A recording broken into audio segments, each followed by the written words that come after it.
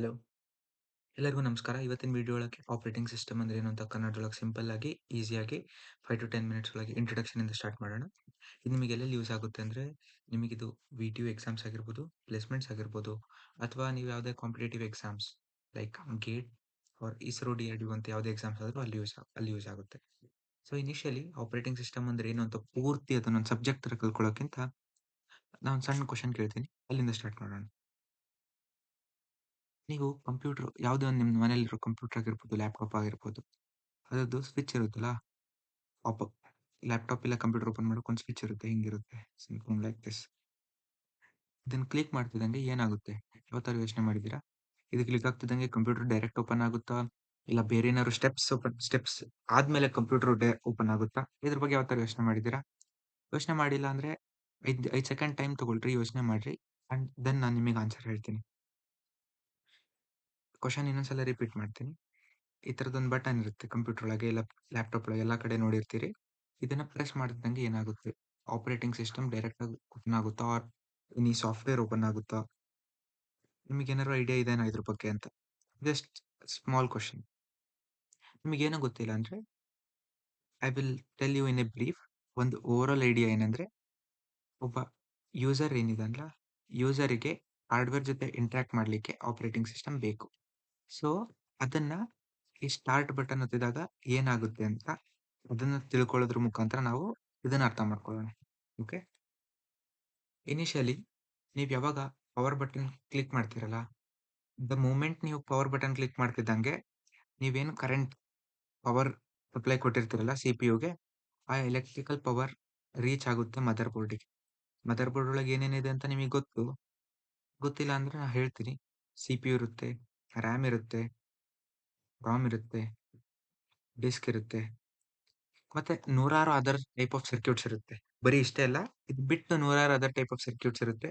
GPU ಇರುತ್ತೆ. ಮತ್ತೆ ಬೇರೆ ಬಹಳಷ್ಟು ಸರ್ಕ್ಯೂಟ್ಸ್ ಇರುತ್ತೆ. ಆ ಎಲ್ಲದಕ್ಕೂ ಪವರ್ ಬೇಕೇ ಬೇಕು. ಯಾಕಂದ್ರೆ all are electronic devices. So, ಒಂದ್ಸಲ ನೀವು ಪವರ್ ಕೊಟ್ಮೇಲೆ ಪವರ್ ಮದರ್ ಬೋರ್ಡ್‌ಗೆ ಹೋಗುತ್ತೆ. ಮದರ್ ಬೋರ್ಡ್‌ಗೆ ಕೊಡ್ತಿದ್ದಂಗೆ CPU, RAM ಮತ್ತಷ್ಟು ROM, ಡಿಸ್ಕ್ ಎಲ್ಲಾನು ಕೂಡ ಪವರ್ ರಿಸೀವ್ ಮಾಡ್ಕೊಳ್ಳುತ್ತೆ. ಇದಾಗುತ್ತೆ. ನೀವ್ ಯಾವಾಗ ಒಂದು ಬಟನ್ ಪ್ರೆಸ್ ಮಾಡಿದ್ರೆ ಫಸ್ಟ್ ಮದರ್ ಬೋರ್ಡ್‌ಗೆ ಕರೆಂಟ್ ಹೋಗುತ್ತೆ. ಮದರ್ ಬೋರ್ಡ್‌ಯಿಂದ ಇಂಡಿವಿಜುವಲ್ ಕಾಂಪೋನೆಂಟ್ಸ್‌ಗೆ ಪವರ್ ಹೋಗುತ್ತೆ. ಅದಾದ್ಮೇಲೆ ಏನಾಗುತ್ತೆ? ಡೈರೆಕ್ಟ್ ಆಗಿ ಆಪರೇಟಿಂಗ್ ಸಿಸ್ಟಮ್ ಸ್ಟಾರ್ಟ್ ಆಗುತ್ತಾ? ನೀವು ನೋಡಿರ್ಬೋದು. ಫಸ್ಟಿಗೆ ಯಾವತ್ತಾರು ಒಂದು ಕಂಪ್ಯೂಟರ್ ಆನ್ ಮಾಡ್ದಂಗೆ ಡೈರೆಕ್ಟ್ ಫಸ್ಟಿಗೆ ವಿಂಡೋಸ್ ಅಂತ ಬರಲ್ಲ. ಫಸ್ಟಿಗೆ ಬೇರೆ ಯಾವ್ದಾದ್ರು ಒಂದು ಲೋಗೋ ಬರುತ್ತೆ, ಇಲ್ಲ ಲೋಡಿಂಗ್ ಸ್ಕ್ರೀನ್ ಬರುತ್ತೆ, ಇಲ್ಲ ಒಂದು ಡಾರ್ಕ್ ಬ್ಯಾಕ್‌ಗ್ರೌಂಡ್ ಬರುತ್ತೆ. ಆ ಟೈಮ್ ಒಳಗೆ ಏನಾಗ್ತಿರುತ್ತೆ ಅಂದ್ರೆ, ಒಂದು 2 ಒಂದಿಲ್ಲ ಒಂದು ಮೇನ್ ಪ್ರೋಸೆಸ್ ಇದೆ. ಅಂದ್ರೆ ಒಂದು ಮೇನ್ ಸಾಫ್ಟ್‌ವೇರ್ ಇದೆ. ಒಂದು ಹೇಳ್ತೀವಿ ಬಯೋಸ್ ಆರ್ UEFI. ಇವೆರಡರ ಬಗ್ಗೆ ಈಗ ಬಹಳ ಡೀಟೇಲ್ ಆಗಿ ಡಿಸ್ಕಸ್ ಮಾಡಲ್ಲ. ಅಪ್‌ಕಮಿಂಗ್ ವಿಡಿಯೋಸ್ ಒಳಗೆ ಇದ್ರ ಬಗ್ಗೆ ಪೂರ್ತಿ ಡೀಟೇಲ್ಡ್ ಆಗಿ ಹೇಳ್ತೀನಿ. ಜಸ್ಟ್ ನೆನ್ಪಿಟ್ಕೊಳ್ರಿ. ಬಯೋಸ್ ಅಂತ ಇರುತ್ತೆ ಆರ್ UEFI ಅಂತ ಒಂದು ಸಾಫ್ಟ್‌ವೇರ್ ಇರುತ್ತೆ. ಇದನ್ನ ಇದು ರನ್ ಆಗುತ್ತೆ. ಆಪರೇಟಿಂಗ್ ಸಿಸ್ಟಮ್ ಯಾವತ್ತೂ ಡೈರೆಕ್ಟ್ ರನ್ ಆಗಲ್ಲ. ಫಸ್ಟ್ ಬಯೋಸ್ ರನ್ ಆಗುತ್ತೆ. ಬಯೋಸ್ ರನ್ ಆದಾಗ ಏನಾಗುತ್ತೆ? ಈ ಬಯೋಸ್ ಏನಿದೆ, RAM, ಕೀಬೋರ್ಡ್, ಡಿಸ್ಕ್ ಮತ್ತಷ್ಟು ಏನೇನು ಕಂಪ್ಯೂಟರ್ ನಿಮ್ಮ ಮದರ್ ಬೋರ್ಡ್‌ಗೆ ಜಾಯಿನ್ ಆಗಿರುವಂತ ಡಿವೈಸಸ್ ಆರ್ ಸರ್ಕ್ಯೂಟ್ಸ್ ಇದಾವಲ್ಲ, ಅವೆಲ್ಲ ಕರೆಕ್ಟ್ ಆಗಿ ವರ್ಕ್ ಆಗ್ತಾ ಇದೇನೋ ಇಲ್ಲೋ ಅಂತ ಚೆಕ್ ಮಾಡುತ್ತೆ. ನೀವು ಸ್ಟೋರೇಜ್ ಇರ್ಬೋದು ನಿಮ್ಮ PC ಒಳಗೆ, ಈಗ 1 ಆರ್ 2 TB SSD ಇರುತ್ತೆ. ಲೆಟ್ಸ್ ಸೇ 1 TB SSD ಇದೆ. ನೀವು ಕಂಪ್ಯೂಟರ್ ಆನ್ ಮಾಡಿದ್ರಿ. ಈ SSD ವರ್ಕ್ ಆಗ್ತಾ ಇದೆನೋ ಇಲ್ಲೋ, ಇದು ವರ್ಕಿಂಗ್ ಕಂಡೀಷನ್ ಒಳಗೆ ಇದೆನೋ ಇಲ್ಲ ಹಾಳಾಗಿದೆನೋ ಅಂತ ಪ್ರತಿ ಸಲ ಸಿಸ್ಟಮ್ ಸ್ವಿಚ್ ಆನ್ ಮಾಡಿದಾಗ ಬಯೋಸ್ ಚೆಕ್ ಮಾಡೋದು. ಇದು ಬಯೋಸಿನ ಕೆಲಸ. ಇದು ಇದು ಒಂದು ಸ್ಟೆಪ್. ಅದಾದ್ಮೇಲೆ ಏನಾಗುತ್ತೆ? ಬಯೋಸ್ ಆದ್ಮೇಲೆ ಡೈರೆಕ್ಟ್ ಬಯೋಸ್ OSನ ಕರೆಯುತ್ತಾ? ಇಲ್ಲ. ಬಯೋಸ್ ಆದ್ಮೇಲೆ ಇನ್ನೊಂದು ಸಾಫ್ಟ್‌ವೇರ್ ಬರುತ್ತೆ. ಅದು ಏನಂದ್ರೆ ಬೂಟ್ ಲೋಡರ್ ಅಂತ ಹೇಳ್ತೀವಿ. ಬೂಟ್ ಲೋಡರ್ ಏನ್ ಮಾಡುತ್ತೆ? ಬೂಟ್ ಲೋಡರ್ ಈ ಬಯೋಸ್ ಏನಿದೆ, ಬಯೋಸ್ ಆಕ್ಚುಲಿ ಇದು ಡೈರೆಕ್ಟ್ OS ಕಾಲ್ ಮಾಡಲ್ಲ. ಇದು ಬೂಟ್ ಲೋಡರ್ ಕಾಲ್ ಮಾಡುತ್ತೆ. ಬೂಟ್ ಲೋಡರ್ ಇನ್ನೊಂದು ಸಾಫ್ಟ್‌ವೇರ್. ಓಕೆ. ಬೂಟ್ ಲೋಡರ್ ಅನ್ನೋದು ಇನ್ನೊಂದು ಸಾಫ್ಟ್‌ವೇರ್. ಈ ಬೂಟ್ ಲೋಡರ್ ಏನ್ ಮಾಡುತ್ತೆ? ಇದು ಆಪರೇಟಿಂಗ್ ಸಿಸ್ಟಮ್‌ನ ಕಾಲ್ ಮಾಡುತ್ತೆ. ಓಕೆ. ಆಪರೇಟಿಂಗ್ ಸಿಸ್ಟಮ್ ಕೂಡ ಒಂದು ಸಾಫ್ಟ್‌ವೇರ್ ಅಲ್ಲ. ಆಪರೇಟಿಂಗ್ ಸಿಸ್ಟಮ್ ಕೂಡ ಎಲ್ಲೋ ಒಂದ್ ಕಡೆ ನಿಮ್ಮ ಡಿಸ್ಕ್ ಒಳಗಿರುತ್ತೆ. ಆ ಡಿಸ್ಕ್ ಒಳಗಿರೋದನ್ನ ತಂದು ಅದು RAM ಗೆ ಹಾಕುತ್ತೆ. ಈ ಕೆಲಸ ಯಾರು ಮಾಡ್ತಾರೆ? ಬೂಟ್ ಲೋಡರ್ ಮಾಡುತ್ತೆ. ಬೂಟ್ ಲೋಡರ್ ಅಂತ ಅದಕ್ಕೆ ಹೆಸರಿರೋದು. ಬೂಟ್ ಅಂದ್ರೇನು? In computer science boot means turning on or off ಅಂತ. ಆನ್ ಅಂದ್ರೆ ನೀವು ಆಪರೇಟಿಂಗ್ ಸಿಸ್ಟಮ್ ಆನ್ ಮಾಡ್ತಿದ್ದಂಗೆ ಲೋಡರ್ ಅಂದ್ರೆ ಆಪರೇಟಿಂಗ್ ಸಿಸ್ಟಮ್‌ನ ಲೋಡ್ ಮಾಡ್ಬೇಕು RAM ಗೆ ಅನ್ನೋ ಅರ್ಥ. ಸೊ ಒಂದ್ಸಲ ಆಪರೇಟಿಂಗ್ ಸಿಸ್ಟಮಿಗೆ ಲೋಡ್ ಆದ್ಮೇಲೆ ಏನಾಗುತ್ತೆ? ಈ ಬೂಟ್ ಲೋಡರ್ ಯಾವಾಗ ಆಪರೇಟಿಂಗ್ ಸಿಸ್ಟಮ್ ಬರುತ್ತಲ್ಲ, ಆಪರೇಟಿಂಗ್ ಸಿಸ್ಟಮ್‌ದು ಮೇನ್ ಪಾರ್ಟ್ ನಾವೇನಂತ ಹೇಳ್ತೀವಿ? ಕರ್ನಲ್ ಅಂತ ಹೇಳ್ತೀವಿ. ಇದೊಂದು ಟರ್ಮ್ ನಾವು ಕಟ್ಟಿರೋದು. ಕರ್ನಲ್ ಅಂದ್ರೆ ಏನು? ಕರ್ನಲ್ ಅಂದ್ರೆ A software which controls CPU, which controls memory, which controls other devices like keyboard, mouse, speaker ಇವೇನೇ ಇರ್ಬೋದು, ಇವೆಲ್ಲಾನು ಕಂಟ್ರೋಲ್ ಮಾಡೋದು ಯಾರು? ಕರ್ನಲ್. ಓಕೆ. ಸೊ ಈಗ ಆಮೇಲೆ ಏನಾಗುತ್ತೆ? Kernel of OS. OS ಏನ್ ಕರ್ನಲ್ ಇದೆಯಲ್ಲ, ಈ ಸಾಫ್ಟ್‌ವೇರ್ RAM ಗೆ ಲೋಡ್ ಆಗುತ್ತೆ.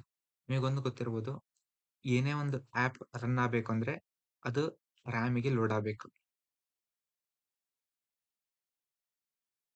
ಓಕೆ. ಇಲ್ಲಿ ತನಕ ಸ್ಟೆಪ್ಸ್ ಅರ್ಥ ಆಯ್ತು ಅನ್ಕೋತೀನಿ. ನೆಕ್ಸ್ಟ್ ಏನಾಗುತ್ತೆ? Once kernel is ready, kernel ಒಂದು ಸಲ ರೆಡಿ ಆದ್ಮೇಲೆ ಅದೇನ್ ಮಾಡುತ್ತೆ? UI ನ ಸ್ಟಾರ್ಟ್ ಮಾಡುತ್ತೆ. UI ಅಂದ್ರೇನು? ನೀವು ವಿಂಡೋಸ್ ಯೂಸರ್ ಆಗಿದ್ರೆ ನೀವು ನೋಡಿರ್ಬೋದು. ವಿಂಡೋಸ್‌ದೊಂದು ಐಕಾನ್ ಈ ತರ ಬರುತ್ತೆ. ವಿಂಡೋಸ್ ಅಂತ. ಹೌದಾ? ಈ ತರ ಒಂದು ಐಕಾನ್ ಬರುತ್ತೆ. ಮ್ಯಾಕ್ ಒಳಗಾದ್ರೆ ಒಂದು ಆಪಲ್‌ದು ಐಕಾನ್ ಬರುತ್ತೆ. ಲಿನಕ್ಸ್ ಒಳಗೆ ಇದ್ರದ್ದಾದ ಐಕಾನ್ ಇರುತ್ತೆ. ಸೊ ಈ ತರದೊಂದು ಸ್ಕ್ರೀನ್ ಬರುತ್ತೆ. ಈ ತರದೊಂದು ಸ್ಕ್ರೀನ್ ಬಂದು ಆಮೇಲೆ ನಿಮಗೆ ಪಾಸ್ವರ್ಡ್ ಸ್ಕ್ರೀನ್ ಓಪನ್ ಆಗುತ್ತೆ. ನೀವೇನಾದ್ರು ಪಾಸ್ವರ್ಡ್ ಇಟ್ಟಿದ್ರೆ. ಸೊ ಈ ತರ ಒಂದ್ಸಲ ಕರ್ನಲ್ ರೆಡಿ ಆದ್ಮೇಲೆ ಅದು UI ನ ಸ್ಟಾರ್ಟ್ ಮಾಡುತ್ತೆ. UI ಅಂದ್ರೇನು? User interface. ಯೂಸರ್ ಇಂಟರ್ಫೇಸ್ ಅಂದ್ರೆ ಈ ಪಾಸ್ವರ್ಡ್ ಸ್ಕ್ರೀನ್ ಆಗಿರ್ಬೋದು ಅಥವಾ ಹೋಮ್ ಸ್ಕ್ರೀನ್ ಆಗಿರ್ಬೋದು. ನೀವು ಹೋಮ್ ಸ್ಕ್ರೀನ್ ನೋಡಿರ್ಬೋದು. ಕ್ಲಿಕ್ ಹಿಯರ್ ಟು ಕಂಟಿನ್ಯೂ ಅಂತ ಬಂದು ಓಪನ್ ಆಗುತ್ತೆ. ಆರ್ ಪಾಸ್ವರ್ಡ್ ಕೇಳುತ್ತಲ್ಲ, ಇದಕ್ಕೆ ಹೋಮ್ ಸ್ಕ್ರೀನ್ ಅಂತೀವಿ, ಇದಕ್ಕೆ ಯೂಸರ್ ಇಂಟರ್ಫೇಸ್ ಅಂತೀವಿ. ಇದೆಲ್ಲ ಆದ್ಮೇಲೆ ಏನಾಗುತ್ತೆ? ನಿಮ್ಮ operating system after all this operating system on ಆಗುತ್ತೆ. ಹೌದಾ?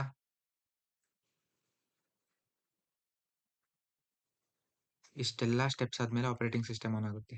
ಸೊ ಈಗ ನೋಡಿರ್ಬೋದು ಎಷ್ಟು ಸ್ಟೆಪ್ಸ್ ಇತ್ತು ಇದಕ್ಕಿಂತ ಮುಂಚೆ. ನೀವು ಒಂದು ಪವರ್ ಬಟನ್ ಕ್ಲಿಕ್ ಮಾಡಿದ್ರೆ ಅದು ಎಲೆಕ್ಟ್ರಿಕಲ್ ಪವರ್ ಮದರ್ ಬೋರ್ಡಿಗೆ ರೀಚ್ ಆಗಿ ಅಲ್ಲಿಂದ CPU RAM ಗೆ ಹೋಗಿ ಆಮೇಲೆ ಅಲ್ಲಿ ಬಯೋಸ್ ಅಂತ ಏನ್ ಸೆಟಪ್ ಇದೆ, ಬಯೋಸ್ ಆನ್ ಆದ್ಮೇಲೆ ಆ ಬಯೋಸ್ ಸಾಫ್ಟ್‌ವೇರ್ ಆಕ್ಟಿವೇಟ್ ಆದ್ಮೇಲೆ ಅದು ಇವೆಲ್ಲವನ್ನೂ ಚೆಕ್ ಮಾಡಿ RAM, ಕೀಬೋರ್ಡ್ ಮತ್ತೆ ಡಿಸ್ಕ್‌ನ ಚೆಕ್ ಮಾಡಿ, ಇವೆಲ್ಲವನ್ನೂ ಚೆಕ್ ಮಾಡಿದ್ಮೇಲೆ ಅದು ಬೂಟ್ ಲೋಡರ್‌ನ ರನ್ ಮಾಡುತ್ತೆ. ಬಯೋಸ್ ಬೂಟ್ ಲೋಡರ್ ರನ್ ಮಾಡುತ್ತೆ. ಒಂದ್ಸಲ ಬೂಟ್ ಲೋಡರ್ ರನ್ ಆದ್ಮೇಲೆ ಬೂಟ್ ಲೋಡರ್ ಆಪರೇಟಿಂಗ್ ಸಿಸ್ಟಮ್‌ನ ಲೋಡ್ ಮಾಡುತ್ತೆ RAM ಗೆ. ಇದೆಲ್ಲ ಆದ್ಮೇಲೆ ಆಪರೇಟಿಂಗ್ ಸಿಸ್ಟಮ್ ಒಳಗೆ ಮತ್ತೊಂದು ಮೇನ್ ಸಾಫ್ಟ್‌ವೇರ್ ಇರುತ್ತೆ. ಅದಕ್ಕೆ ಕರ್ನಲ್ ಅಂತ ಹೇಳ್ತೀವಿ. ಆ ಕರ್ನಲ್ ಏನ್ ಮಾಡುತ್ತೆ? ಅದು CPU, ಮೆಮೊರಿ ಮತ್ತೆ ಡಿವೈಸಸ್ ಎಲ್ಲವನ್ನೂ ಅದು ಹೆಂಗೆ ಕೋಆರ್ಡಿನೇಟ್ ಮಾಡುತ್ತೆ, ಕಂಟ್ರೋಲ್ ಮಾಡುತ್ತೆ. ಅಂದ್ರೆ CPU ಆನ್ ಆಗ್ಬೇಕೋ ಬೇಡೋ, ಮೆಮೊರಿ ಒಳಗೆ ಏನ್ ಸ್ಟೋರ್ ಮಾಡ್ಬೇಕು, ಏನ್ ಸ್ಟೋರ್ ಮಾಡ್ಬಾರ್ದು, ಯಾವ್ಯಾವ ಡಿವೈಸಸ್ ಯೂಸ್ ಮಾಡ್ಬೇಕು, ಸ್ಪೀಕರ್ ಯೂಸ್ ಮಾಡ್ಬೇಕೋ ಬೇಡೋ, ಏನಾರ ಒಂದು ಬೀಪ್ ಸೌಂಡ್ ಕೊಡ್ಬೇಕೋ ಬೇಡೋ, ಮಾನಿಟರ್ ಯೂಸ್ ಮಾಡ್ಬೇಕೋ ಬೇಡವೋ, ಪ್ರತಿಯೊಂದನ್ನು ಕರ್ನಲ್ ಕಂಟ್ರೋಲ್ ಮಾಡುತ್ತೆ. ಇಲ್ಲಿಂದ ಆಪರೇಟಿಂಗ್ ಸಿಸ್ಟಮ್ ಕಂಪ್ಯೂಟರ್‌ನ ಕಂಟ್ರೋಲ್ ತಗೊಳಕ್ ಸ್ಟಾರ್ಟ್ ಮಾಡುತ್ತೆ. ಇಲ್ಲಿ ತನಕ ಆಪರೇಟಿಂಗ್ ಸಿಸ್ಟಮ್ ಕಂಪ್ಯೂಟರ್ ಕಂಟ್ರೋಲ್ ತಗೊಳಕ್ ಬರೋದಿಲ್ಲ. ಇದೆಲ್ಲ ಆದ್ಮೇಲೆ ಒನ್ಸ್ ಕರ್ನಲ್ ಪೂರ್ತಿ ರೆಡಿ ಆದ್ಮೇಲೆ ಆಪರೇಟಿಂಗ್ ಸಿಸ್ಟಮ್ ಸ್ಟಾರ್ಟ್ ಆಗುತ್ತೆ ಇನ್ ಟರ್ಮ್ಸ್ ಆಫ್ UI. ನಿಮಗೆ ಪಾಸ್ವರ್ಡ್ ಆಗಿರ್ಬೋದು, ಯೂಸರ್ ನೇಮ್ ಹಾಕಿ ಪಾಸ್ವರ್ಡ್ ಹಾಕಿ ಲಾಗಿನ್ ಆಗ್ರಿ ಅಂತ ಅದೆಲ್ಲ ಸ್ಕ್ರೀನ್ ಏನ್ ತೋರಿಸುತ್ತಲ್ಲ, ಇದು ಒನ್ಸ್ ಪೂರಾ ಕರ್ನಲ್ ರೆಡಿ ಆದ್ಮೇಲೆ ಓಪನ್ ಆಗುವಂತ ಕೆಲಸ. ಓಕೆ. ಇದೆಲ್ಲದರಿಂದ ನಾವ್ ಏನ್ ಅರ್ಥ ಮಾಡ್ಕೋಬಹುದಂದ್ರೆ, ಯೂಸರ್ ಒಂದು ಕಡೆ ಅಂದ್ರೆ ನೀವೇನು ಕಂಪ್ಯೂಟರ್ ಯೂಸ್ ಮಾಡ್ತಿರೋ ನೀವ್ ಒಂದ್ ಕಡೆ, ಕಂಪ್ಯೂಟರ್ ಹಾರ್ಡ್‌ವೇರ್ ಇನ್ನೊಂದ್ ಕಡೆ. ಕಂಪ್ಯೂಟರ್ ಹಾರ್ಡ್‌ವೇರ್‌ಗೆ ತಾನಾಗ್ ತಾನೇ ಕೆಲಸ ಮಾಡಕ್ ಬರಲ್ಲ. ಸೊ ಇದನ್ನ ಕೆಲಸ ಮಾಡ್ಸಕ್ ಯಾರ್ ಬೇಕು? ಆಪರೇಟಿಂಗ್ ಸಿಸ್ಟಮ್ ಬೇಕು. ಬಟ್ ಏನ್ ಕೆಲಸ ಮಾಡಿಸ್ಬೇಕು ಅಂತ ಆಪರೇಟಿಂಗ್ ಸಿಸ್ಟಮ್‌ಗೆ ಯಾರು ಹೇಳ್ತಾರೆ? ನೀವು ಆಸ್ ಎ ಯೂಸರ್ ಹೇಳ್ತೀರಿ. ನೀವ್ ಹೇಳ್ತೀರಿ, ಸ್ಪೀಕರ್ ಆನ್ ಮಾಡು, ನಾನು ಮ್ಯೂಸಿಕ್ ಇಡ್ಬೇಕು ಅಂತ. ಸ್ಪೀಕರ್ ಆನ್ ಮಾಡಿ ಮ್ಯೂಸಿಕ್ ಕೇಳ್ಬೇಕು ಅಂತ. ಸಿಪಿಯುಗೆ ಅದು ಅರ್ಥ ಆಗಲ್ಲ ನೀವು ಇಂಗ್ಲಿಷ್ ಒಳಗೆ ಹೇಳಿದ್ರೆ. ನೀವೇನ್ ಮಾಡ್ತೀರಿ? ಸ್ಪಾಟಿಫೈ ಓಪನ್ ಮಾಡ್ತೀರಿ. ಒಂದ್ ಎಕ್ಸಾಂಪಲ್ ತಗೋತಾ ಇದೀನಿ. ಸ್ಪಾಟಿಫೈ ಓಪನ್ ಮಾಡು ಅಂತ ಕ್ಲಿಕ್ ಮಾಡ್ತೀರಾ ಆಪರೇಟಿಂಗ್ ಸಿಸ್ಟಮ್ ಮೇಲೆ. ಆಪರೇಟಿಂಗ್ ಸಿಸ್ಟಮ್ ಏನ್ ಮಾಡುತ್ತೆ? ಹಾರ್ಡ್‌ವೇರಿಗೆ ಹೋಗಿ ಅಲ್ಲಿ ಸಿಪಿಯು ಎಲ್ಲ ಯೂಸ್ ಮಾಡಿ ಅಲ್ಲಿ ಸ್ಪೀಕರ್‌ನ ಆನ್ ಮಾಡ್ಸುತ್ತೆ.